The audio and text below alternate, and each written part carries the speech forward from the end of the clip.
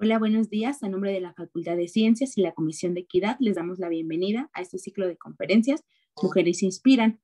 Les agradecemos mucho que nos acompañen. Esta mañana estará con nosotros la doctora Livia León Paniagua. La doctora Livia cursó sus estudios de licenciatura, maestría y doctorado en la Facultad de Ciencias de la UNAM. Desde hace más de 35 años es la curadora de la colección de mamíferos del Museo de Zoología de la misma facultad. Pertenece al Sistema Nacional de Investigadores y el Programa de Estímulos de Productividad Académica de la UNAM. Ha impartido más de 90 cursos de la licenciatura de Biología en temas como sistémica, biogeografía, mastozoología y participa activamente en los 4 niveles de los talleres. Ha dirigido más de 40 tesis de los 3 niveles, tanto en licenciatura, maestría y doctorado. Realiza investigaciones sobre sistémica, biogeografía y conservación de mamíferos en Mesoamérica, con énfasis en los grupos pequeños de mamíferos, especialmente en roedores, arborícolas y murciélagos.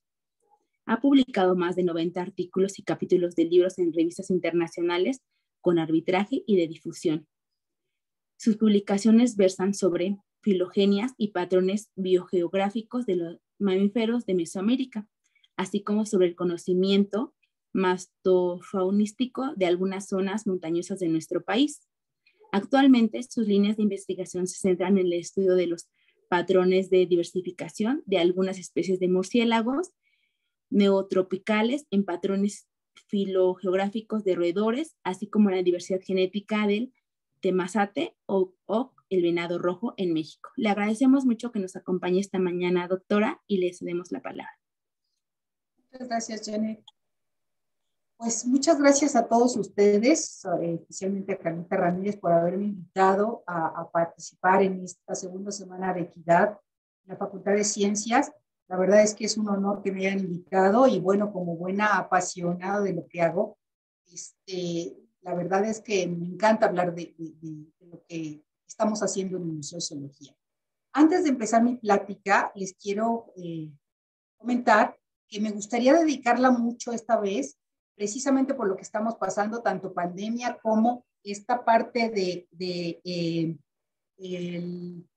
paro en la facultad, dedicársela muy especialmente a los estudiantes que al día de hoy se sienten muy desalentados por esta situación, ¿no? Tanto no poder estar en clases presenciales, no poder tener sus prácticas de campo, no poder salir o tener sus prácticas en laboratorio, como por esta situación del paro. Entonces, se la dedico especialmente a todos estos estudiantes. Voy a compartir pantalla ahora.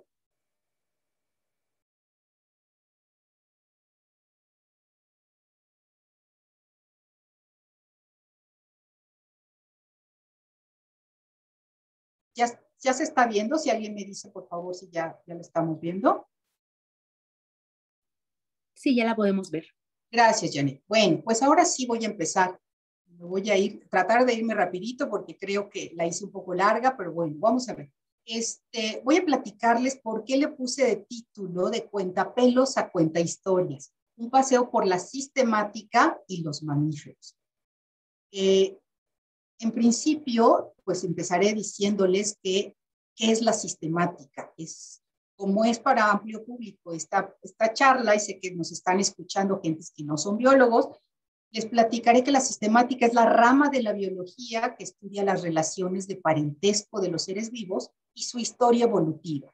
Y eso es a lo que nos dedicamos los que hacemos sistemática, a contar esas historias evolutivas. Y la taxonomía es una subdisciplina de la sistemática que se encarga de la clasificación de los seres vivos. Hay muchas definiciones sobre sistemática y sobre taxonomía. Hay quien dice que son cosas distintas, hay quienes lo tratamos como si fueran sinónimos, pero, por ejemplo, les comento a qué llamamos sistemática también, a la ciencia que se dedica a identificar, a clasificar y a nombrar especies y taxones superespecíficos. También Simpson, que fue uno de los grandes mastozólogos y taxónomos de los 50, y se puede definirse como el estudio científico de la diversidad de los seres vivos y sus relaciones. Finalmente, yo les diría, la sistemática incluye a la taxonomía, a a la clasificación y a la identificación y nomenclatura. Nomenclatura es todas las reglas que utilizamos para poder nombrar a las especies y poderlas reconocer. Así es que hoy les voy a platicar de qué va el trabajo de los taxónomos, de los sistematas, como ustedes lo quieran tomar. Si bien hay varias escuelas que definen esta tarea, las escuelas taxonómicas, cuando menos son 3, pero en la gran mayoría coinciden en que todos los taxónomos identificamos, clasificamos y agrupamos a los seres vivos. Y para hacerlo necesitamos acervos con los cuales podemos realizar esto.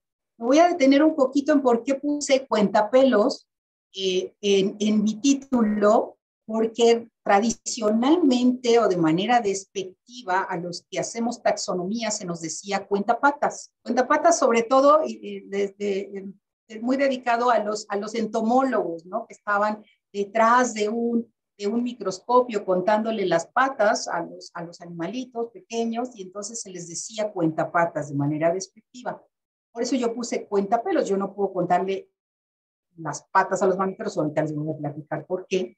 Entonces, si los taxónomos tenemos que observar las diferentes estructuras morfológicas internas y externas, utilizar caracteres ecológicos, etológicos y moleculares y otros muchos más, con el objetivo de identificar de qué especie se trata y si tenemos mucha suerte de encontrar alguna nueva especie y describirla. Entonces, ¿por qué les decía que los mastozólogos, los que nos dedicamos al estudio de los mamíferos, no contamos las patas? Porque todos los mamíferos tenemos 4 extremidades. Los humanos pertenecemos a esta clase y todos tenemos 4 extremidades. Entonces, yo no podría contarles las patas para decidir en la base de la clasificación, los órdenes están definiendo a los mamíferos. Sí tenemos diferentes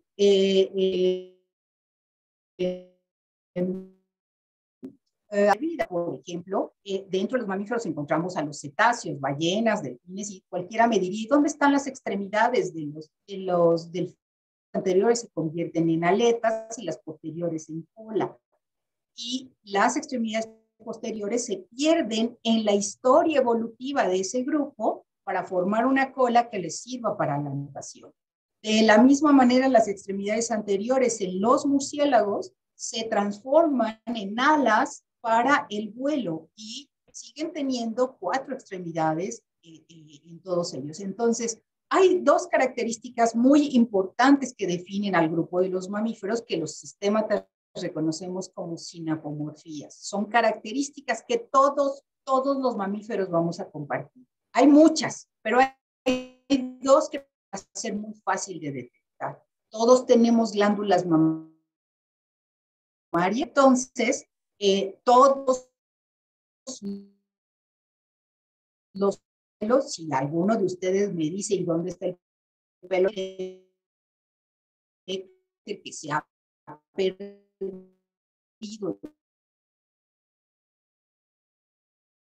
en este grupo, como en muchos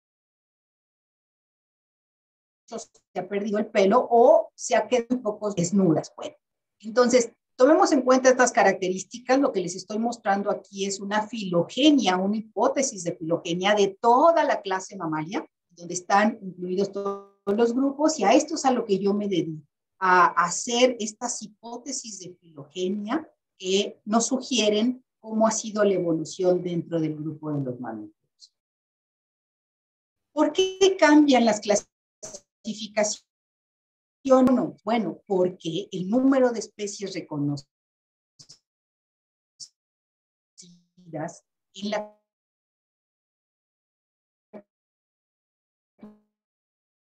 actualidad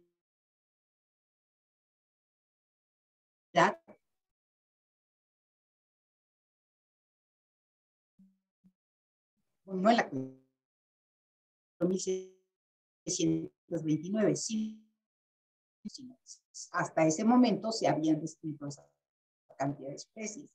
Para el 2020 se reconocen 6.495. ¿Qué es lo que hace que haya esta cantidad de especies reconocidas en los últimos años? Y bueno, también dice que 95 recientemente extintas. ¿Qué es lo que hace que estos números varíen? Bueno, pues muchas cosas. Las nuevas técnicas, la cantidad de posibilidades que tenemos de ir a lugares remotos en los que antes no se había explorado, la cantidad de nuevas técnicas que tenemos para estudiar a estas especies y reconocer características que nos permitan definirlas como distintas. Así es que la taxonomía o la sistemática es una disciplina que es muy dinámica. Ya comenté entonces que existen estas formas de clasificar porque tenemos nuevas especies, porque reconocemos nuevos caracteres que van a proveer estos organismos y su entorno, no solo los organismos. Hay características del entorno que nos van a sugerir también que se está tratando de una nueva especie o de una especie distinta. Y también los nuevos métodos de análisis, como los estudios ahora en la actualidad de biología molecular, y bueno, que aportan a la reorganización y reclasificación de los organismos. Así es que todo esto constantemente va cambiando. Les comenté a grandes rasgos la cantidad de especies que hay de mamíferos en el mundo, pero ¿qué pasa en México? ¿Cuántas tenemos? ¿Por qué tenemos que seguir trabajando si la verdad es que no son tantas? En el país habitan aproximadamente 564 especies de mamíferos silvestres. Digo aproximadamente porque estoy segura que ahorita son más de esas 564. Aproximadamente el 13% de la variedad de especies que habitan en el planeta. México es el tercer lugar en riqueza de mamíferos en el planeta. Por lo tanto, México tiene especies únicas que no tiene ningún otro país. Y además es rico en muchas otras especies, no solo en las de mamíferos, sino en muchas otras especies con las cuales conviven esos mamíferos.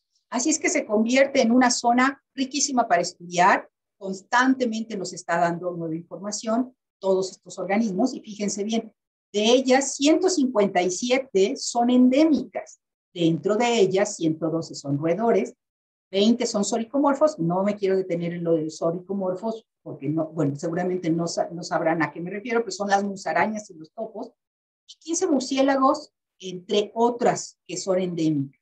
Así es que es rico en endemismos también la fauna de mamíferos de México. 10 especies de roedores y 4 de murciélagos, por lo menos, están en peligro de extinción o habían sido reconocidas hasta los últimos años como en peligro de extinción debido a la introducción de fauna exótica. Esta fauna exótica incluye todos los animales domésticos que tenemos nosotros, especialmente los gatos, han dañado muchísimo a la fauna silvestre pequeña, comiéndose roedores, lagartijas, musarañas, y extirpándolas, murciélagos, extirpándolas del ambiente natural. Así es que cuidado con sus gatos. Bueno, ¿por qué estudiar mamíferos pequeños? Bueno, creo que ya queda claro por qué yo intento estudiar estos mamíferos pequeños. Primero, por el gran número de especies, por la amplia diversidad que tienen estos grupos, porque la taxonomía es deficiente hasta la fecha, porque falta mucha información sobre el estado de estas poblaciones y en general porque falta aprecio del público en general por ellos, y yo quiero invitar a la gente a que conozca más de ellos para que en lugar de sentir repugnancia por ellos, sientan que son animales que están aportando mucho a los ecosistemas. Bueno, así es que, pues por esto es que surgió la idea de estudiar esta fauna. Como les dijeron, yo trabajo en el Museo de Zoología de la Facultad de Ciencias Alfonso L. Herrera, y ahí tenemos grandes acervos de estos individuos para poderlos estudiar. Ahí tenemos la colección de pieles y esqueletos y tenemos una gran colección de tejidos. Lo de los tejidos se refiere a pedacitos de piel o pedacitos de órganos que después se usan para obtener DNA. ¿Cómo formamos estos acervos? Ahorita les platicaré un poquito de cómo es que se forma bueno, pues toda estas colecciones. Lo primero que realizamos son inventarios faunísticos en diferentes regiones del país. En principio, comenzamos con tener una representación de la fauna representativa de los bosques mesófilos, y ahora nos hemos ido a tratar de representar la fauna de casi todo México. No somos como la colección nacional, que es una colección muy, muy grande, Tenemos más colecciones pequeñas regionales, sin embargo, tenemos colectas no solo de bosques mesófilos, sino de todos los tipos de vegetación que existen. Entonces, hacemos este trabajo de recolecta de los estudios faunísticos. ¿Cómo lo hacemos? Pues tenemos que usar diferentes métodos para obtenerlos.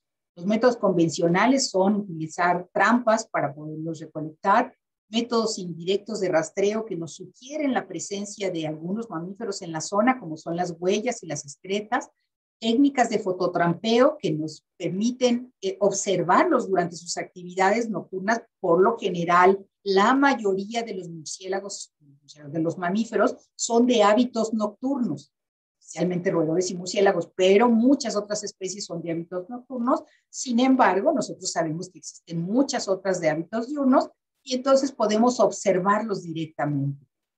Otra forma de obtener datos es mediante entrevistas informales a personas locales. O sea, entrevistas, la gente que más sabe de lo que tiene en su entorno, pues son la gente de las comunidades. Ellos se dedican también a la caza para sobrevivir, para su alimentación en muchos casos. Entonces saben perfectamente cuáles son los hábitos y saben de la biología de estos mamíferos. Mucha de la información que nosotros tomamos y hasta a veces la obtención de algunos ejemplares o pedacitos de ejemplares para la colección, lo obtenemos de estos cazadores o de esta gente que además le invitamos a que traten de conservar, ¿no? Hacer un poco esta plática o esta educación a la comunidad de qué es lo que tienen y cómo funciona, cómo sirve para que el ambiente esté sano. Bueno, así es como nosotros hacemos nuestros estudios faunísticos. Y obtenemos toda la información que se puede. Y cuando digo toda, no solamente es de los organismos, es también la información del ambiente en el que están. Necesitamos la georreferencia, necesitamos el clima en el que están, necesitamos tener datos de la altitud, necesitamos tener datos del tipo de vegetación en el que se encuentran y no solamente recolectamos al organismo que nos interesa, al mamífero, sino también a sus parásitos, endo y ectoparásitos. O sea, si vamos a sacrificar a un organismo, la idea es que nos dé la mayor información posible de él y de su entorno y de cómo vive. Entonces, una vez que tenemos esto, pues a veces, bueno, la mayoría de las veces lo indicado es publicar estos informes faunísticos, ¿no? Es decirle a la comunidad, tanto científica como a la comunidad local, como al público en general, cómo está constituida la fauna de una región, de un bosque, de una zona conservada o no conservada, etcétera, y darles no solamente el listado de los nombres, que a veces no les diría nada, sino toda la información que recopilamos como época reproductiva, con quién conviven, en qué condiciones se encuentra, cuál es la diversidad de la zona, pero no solamente la diversidad, sino también cuál es la densidad de cada una de las poblaciones, cuando podemos obtener estos datos, en fin, toda la información de la biología de los individuos es algo que nos gusta plasmar en estos listados faunísticos o en esta información que pueda dar algo más de conocimiento de la biología de cada una de esas especies. La riqueza por tipo de vegetación, la riqueza por altitud, la abundancia de cada una de las especies, etcétera, etcétera.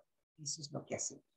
Y si alguna de las especies es, digamos, controladora de plagas o se puede convertir ella misma en una plaga, si alguna de las especies es dispersora de semillas, si tienen en ese ambiente qué tipo de especies que estén ayudando al equilibrio del ecosistema. Ahora sí voy a pasar a platicarles, después de que ya identificamos a las especies de una región, supuestamente a todas las especies que reconocemos, les voy a platicar ahora sí de cómo paso de contar pelos a los trabajos de contar historias. Y esto es los trabajos de filogenia y filogeográficos que desempeñamos en el Museo de Zoología con los mamíferos. ¿Qué es filogenia? Para todos los que no saben qué es esto. es la relación de parentesco entre especies o taxones en general, es la rama de la biología que se encarga de estudiar el origen y evolución de los seres vivos. Y ahí es donde están las historias, en la evolución de estos seres vivos. Y la filogeografía es el estudio de los procesos históricos que podrían ser responsables de las distribuciones actuales de los individuos. Entonces, mezclar la información de los genes, esta genealogía de los genes, junto con la información geográfica o de distribución de las especies, nos permite armar estos procesos históricos y platicarlos de manera congruente para lanzar una hipótesis de qué es lo que pudo haber sucedido para que en la actualidad tengamos las especies en donde las tenemos. Una historia que me gusta platicarles mucho es esta de historia de doctorado, en donde tuve la suerte, como decía en un párrafo anterior, si tenemos la suerte de encontrar una nueva especie, yo tuve la suerte junto con otros compañeros del museo de encontrar una nueva especie de roedor en la Sierra de Tasco y darme cuenta que pertenecía a un género que había sido muy poco trabajado y muy poco conocido, tanto en México como en toda su distribución, llega solamente hasta Centroamérica, y entonces hacer un trabajo de filogenia, proponer una hipótesis de filogenia de este grupo. Durante este trabajo reconocí 9 especies que, según yo, tenían buen sustento desde el punto de vista molecular para poder decir que se trataba de 9 cosas distintas que se distribuían en todo México. Y esto, bueno, pues fue un trabajo que se pudo publicar, que a los ratonólogos, a los mastozólogos en general les importó porque, bueno, decía yo quién estaba más emparentado con quién era hermano de quién y cómo estaba constituido este género.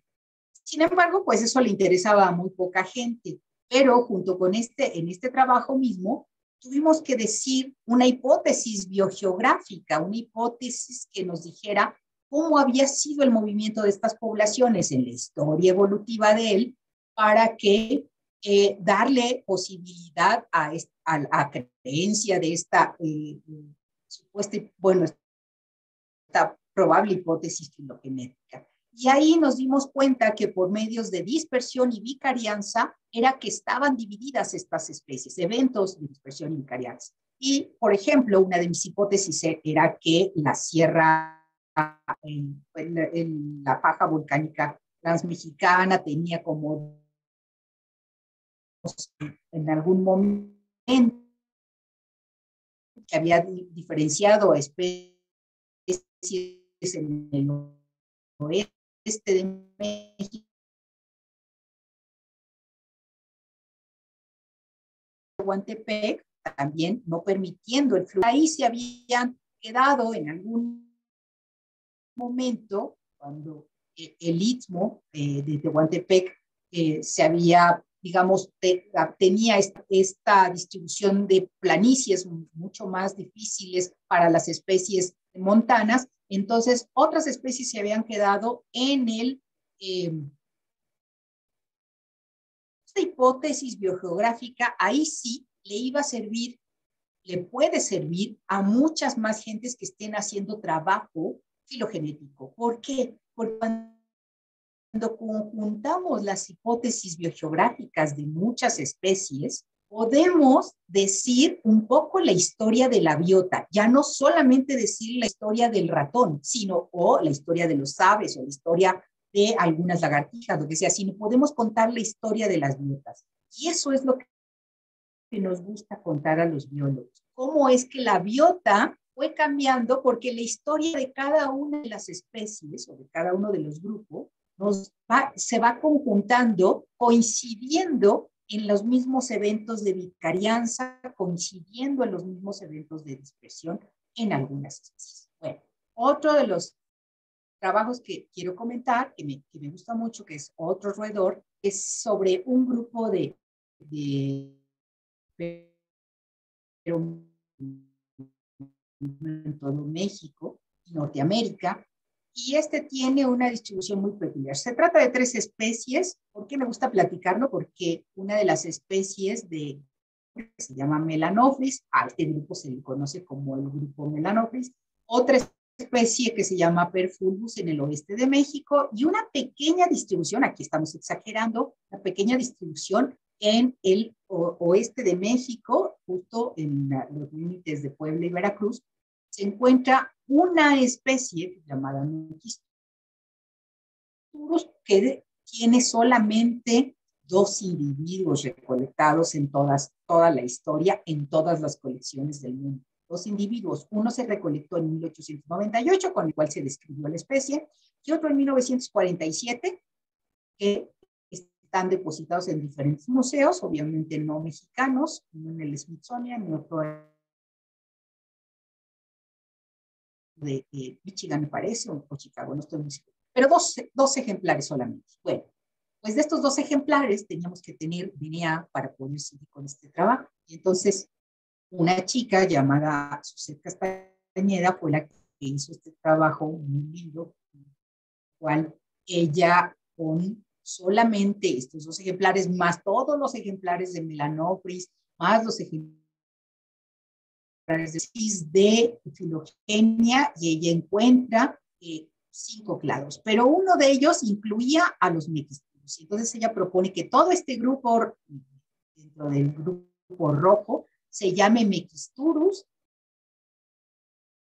solamente incluye Oaxaca y Chiapas se llame Melanophrys, cambia todo esto la nomenclatura o bueno, la distribución de las especies conocidas antes con estos nombres, y que ahora Perfulvus se divida en 2 especies, una ya reconocida, Perfulvus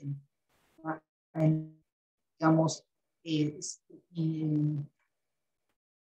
cercanas al centro de México, dentro de la región del Balsas, y otra en la zona más costera de la región.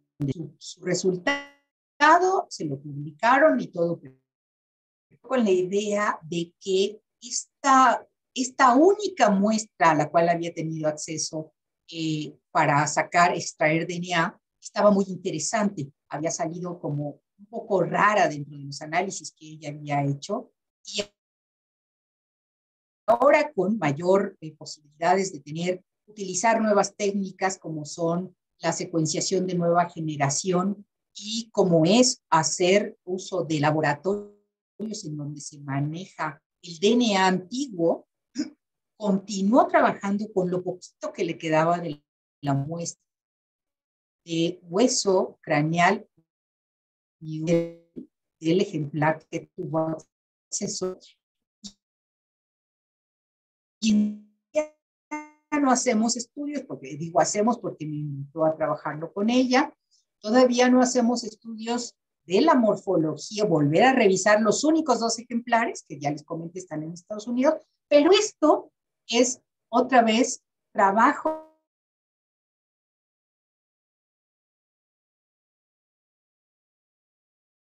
anterior, pues todo cambia.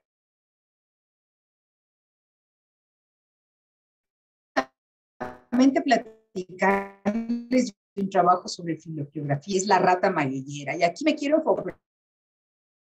Bien podemos decir algo de esto, nos permite diferenciar entre grupos. Y aquí no encontramos casi nada de grupos, aunque están marcados aquí estos puntitos, encontramos que los haplotipos se comparten, o sea que existe migración de las poblaciones de una a otra y que la genética de este grupo no se ha visto diferenciada por ningún evento geográfico, ni por ningún evento climático, ni nada ecológico hasta el momento. Pero, ¿qué es lo interesante de esta rata? Resulta que la rata magueyera es una especie que se consume a veces como única posibilidad de consumir proteína en el altiplano mexicano, en donde escasea mucho la comida. ¿Y qué podemos hacer? Bueno, pues el cambio de uso de suelo ha disminuido sus poblaciones, eso se había encontrado desde hace mucho tiempo, y ha afectado su hábitat. Sin embargo, algo que nos podría consolar a los biólogos es que no hay ninguna diferenciación, ninguna de estas poblaciones sola estaría pasando más peligro, puesto que existe mucho flujo genético entre todas ellas. Entonces, bueno, pues la gente sigue consumiendo esta esta proteína animal, a veces como única posibilidad, y cuando menos a los biólogos nos queda la tranquilidad de que no encontramos ningún argumento para decir que alguna de estas poblaciones esté en peligro. Bueno, ahora voy a pasar rápido a los murciélagos. ¿Qué pasa con los murciélagos? Bueno, en los murciélagos hemos encontrado también diferencias filogeográficas que nos permiten lanzar hipótesis muy interesantes. Una especie Sturnida parvidens, que es una especie muy común, es un murciélago que voy a tratar de irme un poco más rápido porque me falta de cosas que explicarles, que es un murciélago que es dispersor de semillas, que se encuentra en las selvas medianas, bajas en México y en las selvas altas también, y que se ha diversificado a través del Istmo de Panamá. Esto es muy interesante porque Giovanni, que fue el chico que hizo la tesis doctoral con esta especie, encontró tiempos de divergencia que coincidían con el cierre del Istmo de Panamá, encontró el flujo genético que existía entre algunas especies bueno, más bien que el flujo genético, en este caso encontró que las especies que daban origen a la especie Parvidens estaban en Sudamérica, y con los estudios que él hizo, lo que encontró, que estaba en esta diapositiva anterior, es que están más o menos diferenciados dos grandes grupos. Cuando menos ahorita le podemos decir a nivel de haplogrupos, que no nos permite decir que son diferentes especies, la del oeste y la especie del este, pues es que la distancia genética que él encontró entre ellas es muy baja. Con esa distancia genética, lo más que podemos llegar a decir es que probablemente estemos detectando este evento de especiación, aunque sigue habiendo una pequeña zona de contacto a nivel de Oaxaca, Guerrero, entre esas poblaciones, que no han permitido que sostengan el aislamiento necesario para convertirse en dos especies. Pero estamos encontrando algo bien interesante en la historia de este grupo. Lo mismo se hizo para otra especie que se llama Sturnida hondurensis, y encontramos un patrón muy similar. No quise ponerlas todas a todas las especies que hemos estudiado porque no me va a dar tiempo de platicarles de todo. Entonces, bueno, nada más este trabajo, y comentarles entonces que hay datos que se tomaron con justo el DNA y que nos permiten hasta datar desde cuándo está esto. Aquí les platico también un poquito más esto de la distancia genética que les había dicho y la zona de contacto. No solo se trabajó con secuencia de genes, sino ahora se está trabajando a nivel de microsatélites, y con los microsatélites estamos encontrando información que sostiene fuertemente la información que daba los genes. Así es que en poblaciones, bueno, la información más actual está comprobando lo que nos dijeron estos genes que nos hablan de historias más antiguas. Entonces es una especie, les decía, abundante en Mesoamérica, dispersores de semillas. ¿Y cuál es la importancia de este murciélago? Pues que intervienen en los procesos de sucesión y restauración ecológica en regiones tropicales. Así es que, aunque no sean especies endémicas, aunque no sean especies raras, todas las especies nos platican historias muy interesantes de la biota. Todo esto se ha trabajado también a nivel de morfología, entonces seguimos haciendo estudios de morfometría geométrica con la misma especie para poderle dar más sustento a la información que hemos encontrado y poder decir, vean, toda esta evidencia sugiere que esta especie ahora son dos o no son dos, o estamos viendo estos momentos de especiación. Bueno, voy a pasar rápido a otro trabajo recientemente publicado, recientemente aceptado en Journal of Mammalogy. Este trabajo lo hizo Adriana Calahorra. Este trabajo de doctorado nos sugiere de una especie de murciélago nectarívoro muy también ampliamente distribuida en México y en Sudamérica. Lo que ella hizo es hacer un trabajo que corroborara lo que otros investigadores con la información molecular habían sustentado, que encontraban que había altos niveles de variación intraespecífica, buscando con los genes. Utilizaron muy poquita muestra de México y Centroamérica, sin embargo, bueno, llegan a esa conclusión. Y ella, utilizando la evidencia tanto molecular como la morfométrica, como geometría geométrica, resulta que dice que existen no 5 subespecies, como se había dicho antes, sino 4 especies, bien diferenciadas.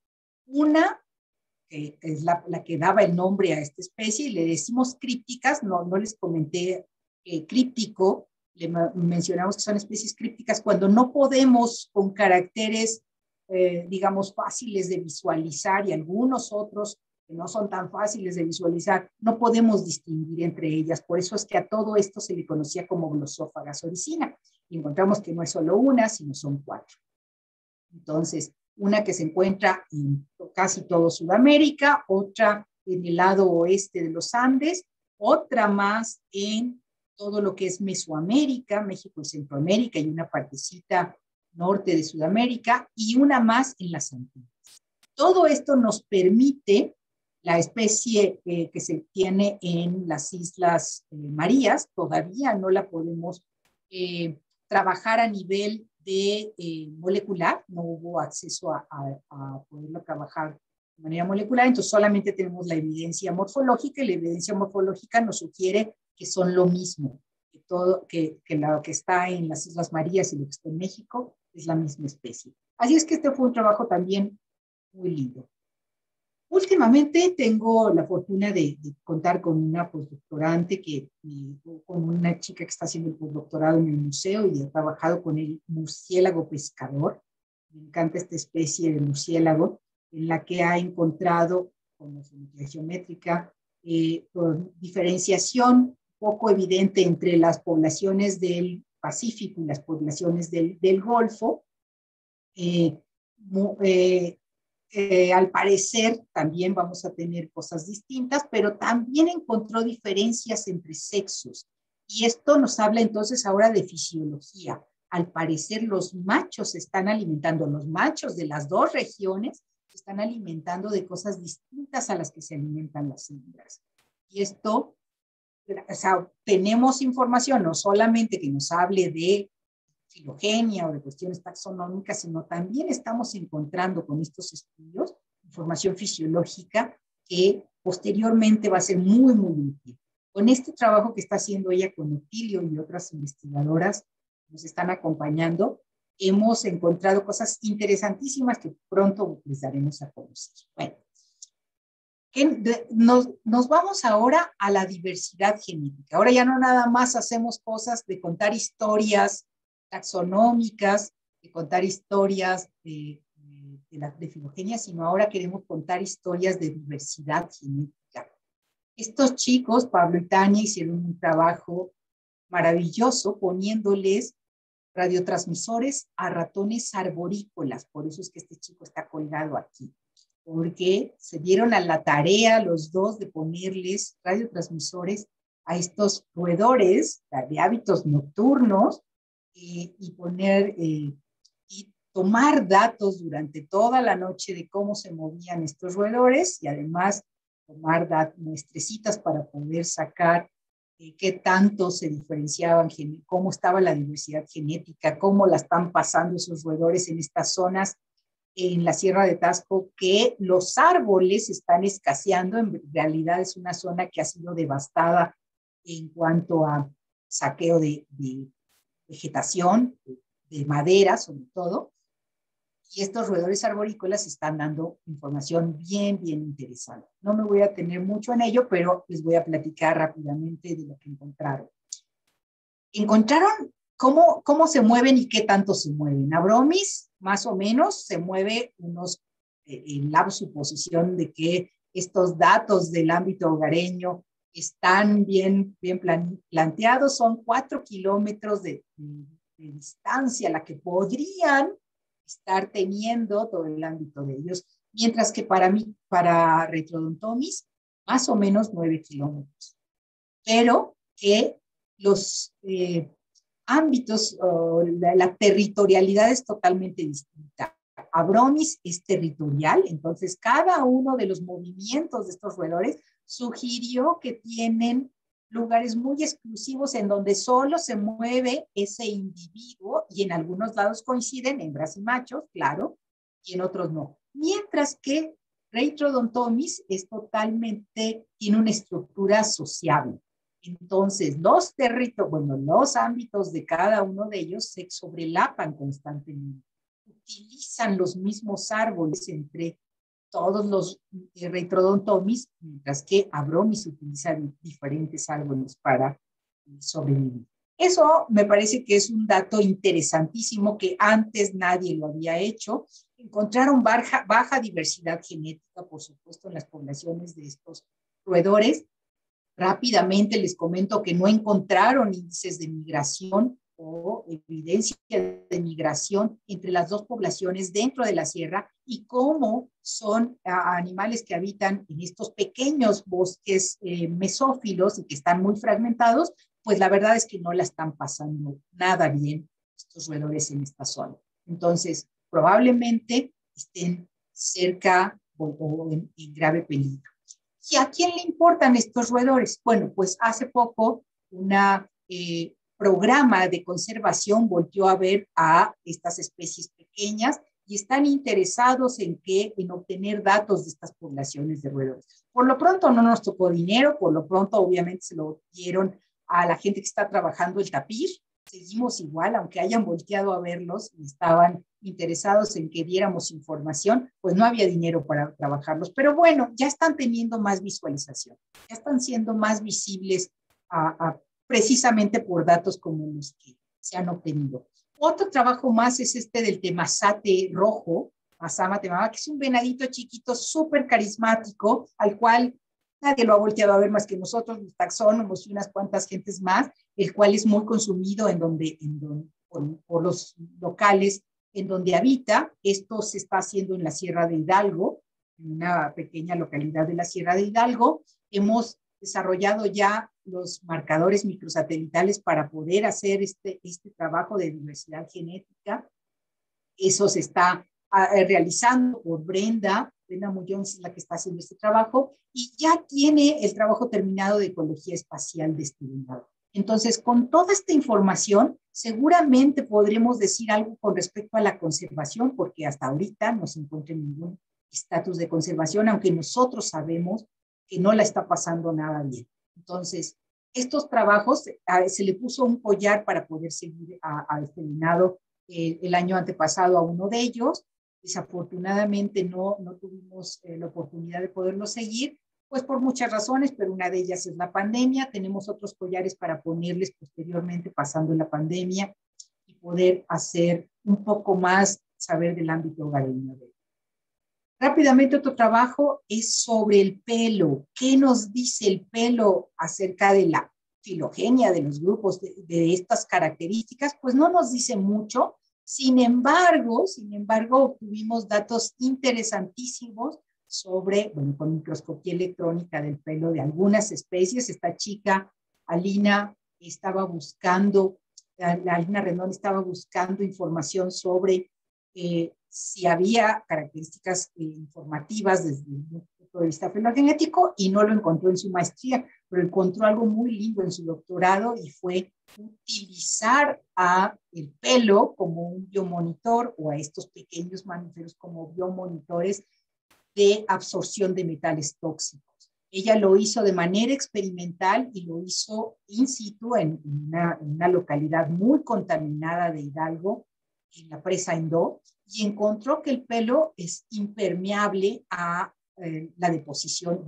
Se deposita sí en el pelo este material tóxico, pero no permite la entrada, cuando menos dentro del pelo, a la médula. Y esto ya es ganancia, o sea, reconocer la impermeabilidad o la permeabilidad de este pelo ya fue muy, muy importante, porque podemos utilizar información que está en las colecciones depositada desde hace muchos años para poderle dar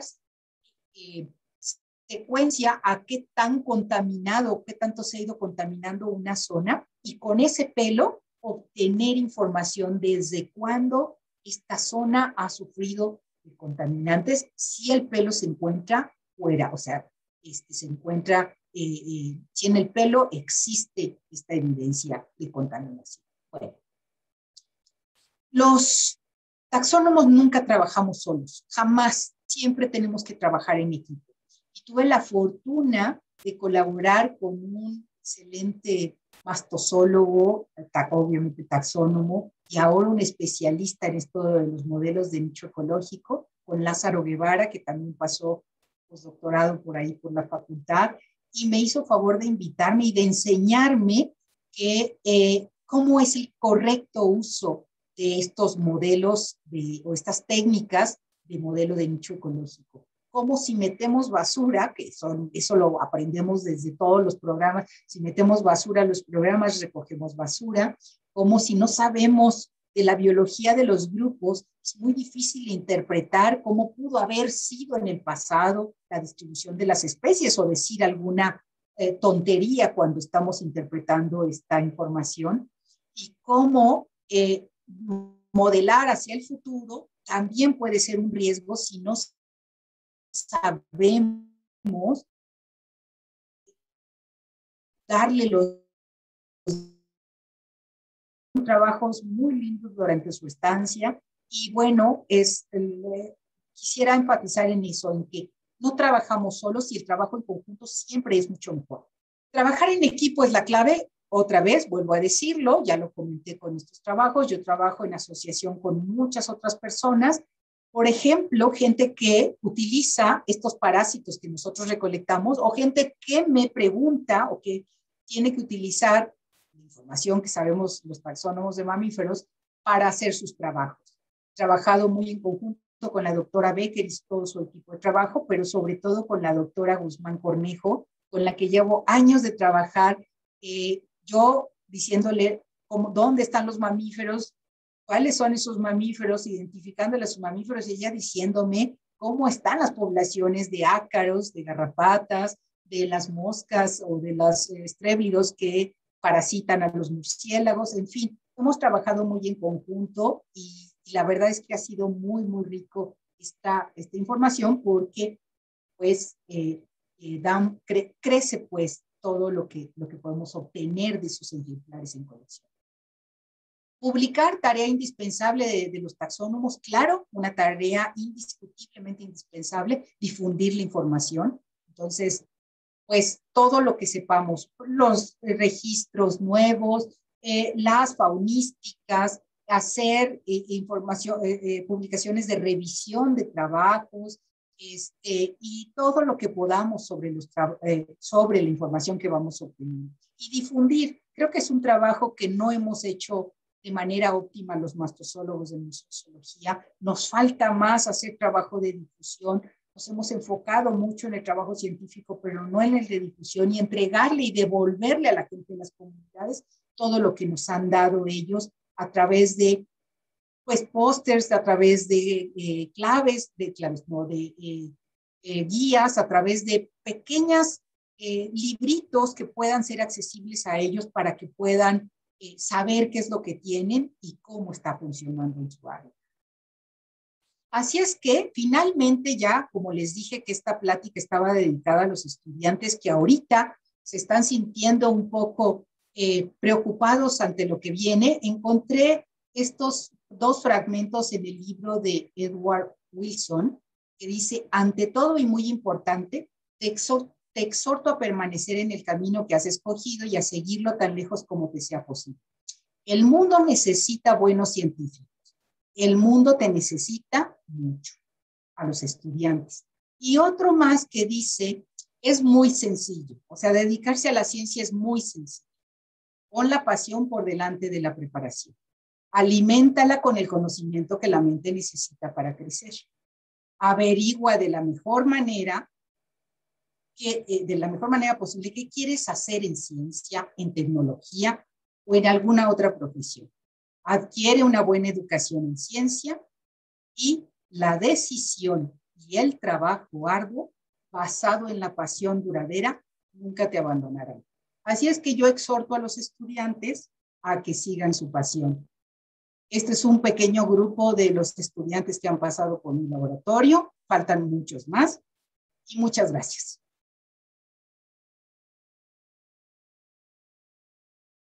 Muchísimas gracias, doctora. Y tenemos algunas preguntas. Dalia Ayala Vázquez pregunta, ¿cuál es el hábitat más común de los murciélagos? Todos. Los murciélagos son cosmopolitas, así es que viven en todos lados, todos los tipos de vegetación. En el único lugar en donde no encontraríamos murciélagos son en las regiones más inhóspitas del Polo Norte y del Polo Sur. Solamente en los hielos perpetuos serían el único lugar en donde no encontraríamos murciélagos. Fuera de eso, tal vez en las islas más remotas, más lejanas a los continentes, pero fuera de eso en todos los lugares. Ok, muchas gracias. Blanca Hernández pregunta, ¿cuántas especies de murciélagos se alimentan de sangre? ¿Cuántos vampiros hay? Ok, qué buena pregunta. 3, solo 3 especies por las cuales han sido satanizados todos los demás murciélagos. Solo 3. Una de ellas, la más abundante, la que está asociada a alimentarse, bueno, la que está asociada al humano porque se alimenta de sangre de ganado. Se llama Desmodus rotundus. Las otras 2 especies son muy raras. Una está en el sureste mexicano, la otra se alimenta, sí, de sangre de otros mamíferos, esa es la que la que está en el sureste mexicano, y otra se alimenta de sangre de aves de corral y de aves silvestres. Pero por una especie están satanizados todos los demás que hacen papel de controladores de plagas, de dispersores de semillas, de especies que polinizan plantas, así es. Gracias. También pregunta Nitsi Castañeda, ¿qué es una especie endémica?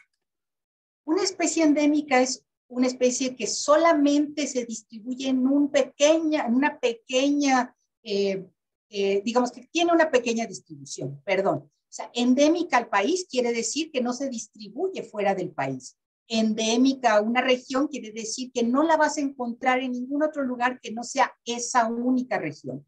Entonces, bueno, ahí puede ser endémico al continente, puede ser endémico a México, pero en general las especies endémicas de mamíferos endémicas de México son endémicas de una pequeña región, que no se distribuyen en otro lado más que en eso. Gracias. También tenemos otra pregunta y dice, ¿cómo sabes que ahora hay más de 564 especies de mamíferos en México? ¿Cómo sé que? Pues porque hemos hecho muchos estudios de faunística, hemos hecho muchos, no solo yo, todos los taxónomos, porque hemos ido recopilando información de todo lo que vemos, correr, volar, nadar, excavar en los árboles, de todas las especies que podemos ver en su ambiente a través, como les dije en un principio de la plática, a través de todos los estudios faunísticos que se han realizado. Gracias. Tenemos otra pregunta y dice, ¿el modelo de nicho ecológico también se utiliza para especies acuáticas? Sí, también. No estoy muy segura a qué nivel se ha especializado en las especies acuáticas, pero también se utiliza para todas las especies.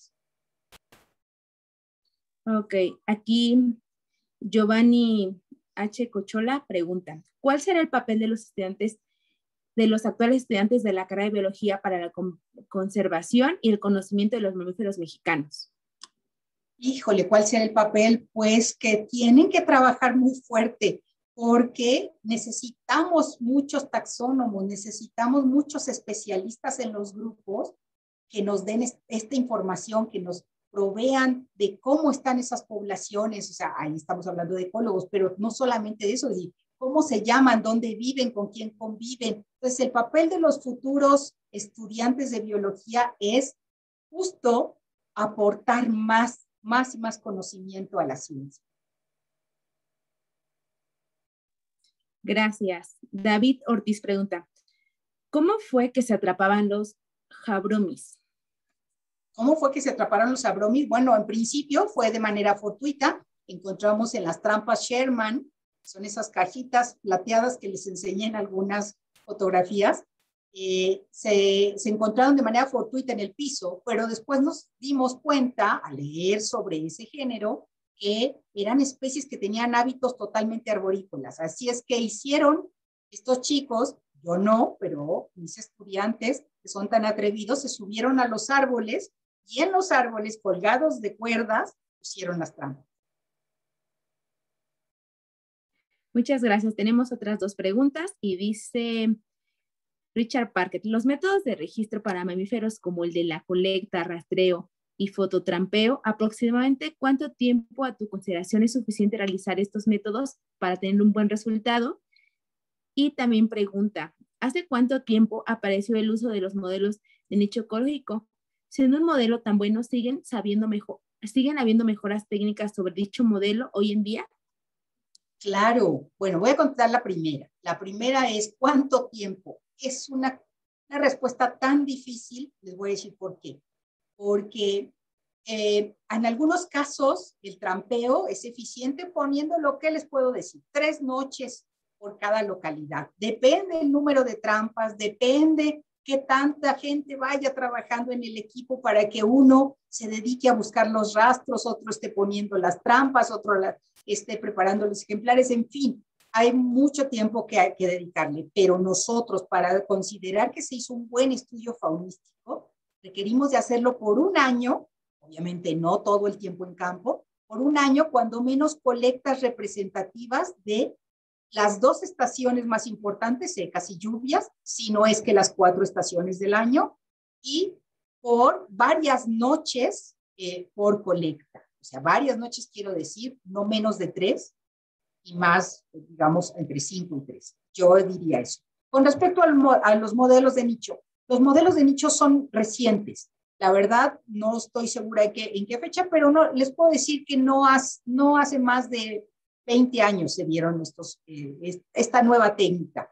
Y claro que se están revolucionando todos los días, se está viendo nuevas posibilidades. ¿Por qué? Porque utilizan algoritmos que la gente que sabe de cómputo va mejorando, que la gente que sabe de cómputo de estos programas va implementando nuevas, digamos, variantes de cada uno de los programas y cada vez nos van sugiriendo que podemos obtener mejores datos de modelado hacia el futuro o modelado hacia el presente, siempre y cuando sepamos qué estamos haciendo, sepamos de la biología de los grupos. Gracias. Pregunta Sandra M. Espinas Garces. ¿Cómo recuperar en los estudiantes el interés en la morfología y los estudios taxonómicos? Híjole, qué difícil. Yo pienso que solamente, pues transmitiéndoles lo que uno sabe, no hay de otra. O sea, esa pasión nace desde pequeños, ¿eh? O sea, en ese libro que me encanta, que es Cartas a un joven científico de Wilson, dice que la pasión nace precisamente cuando eres pequeño, cuando el observar te fascina, cuando te fascina observar todas estas características que tienen esa observación te lleva. Lo que les podría decir es eso, transmítanle, a Sandra le diría, transmítele a tus estudiantes esa pasión por la observación, esa pasión por conocer más y las preguntas que cada uno nos planteamos, las preguntas biológicas, pues cada vez serán más interesantes y podremos transmitir eso. Gracias. Pregunta MZFC, Mastología UNAM. ¿Qué ventajas hay en estudiar especies ampliamente distribuidas en comparación con las que tienen una distribución geográfica chiquita? Pues, híjole, hay muchas ventajas. Primero, porque pues tienes más acceso a más muestras y entonces probablemente la hipótesis que puedas encontrar de esto te hable de una historia geológica, geográfica más amplia. Sin embargo, todas tienen interés. También estudiar una especie que tiene una distribución pequeña seguramente te dará conocimiento nuevo sobre cuál fue su historia biológica, cuál fue su historia evolutiva, por qué se encuentra en esa distribución tan pequeña. Entonces, yo creo que las dos, no es, o sea, la ventaja sería tener más muestras, eso es lo único que yo te podría decir de la ventaja, y tener más evidencia de qué pasó con la historia geológica, con la historia geográfica, solamente eso. Gracias. Por último, tenemos un comentario de Nancy Castañeda que dice: conozco tu pasión por la mastología, querida Livia, y te admiro. Muchas gracias.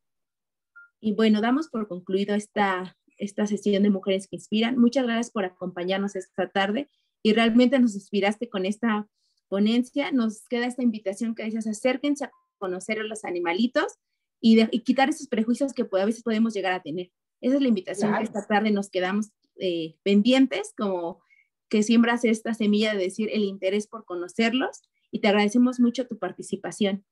Muchas gracias, Janet. Para mí fue un honor que me hayan invitado y de eso se trataba, de invitarlos a conocer, de invitarlos a saber que no todos los animalitos, aunque seamos feos, me incluyo entre los feos, aunque seamos feos, no, todos tenemos un papel en esta historia y hay que participar en ese papel y hay que conocer qué papel jugamos, ¿no?